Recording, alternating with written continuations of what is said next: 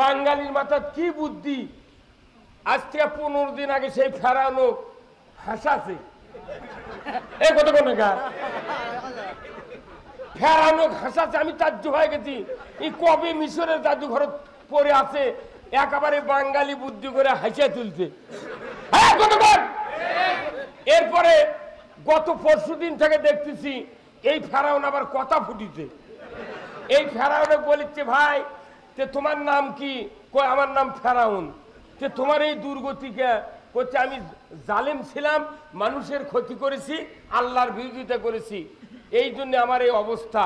যে তোমাকে সুটকি করে কে রাখলো?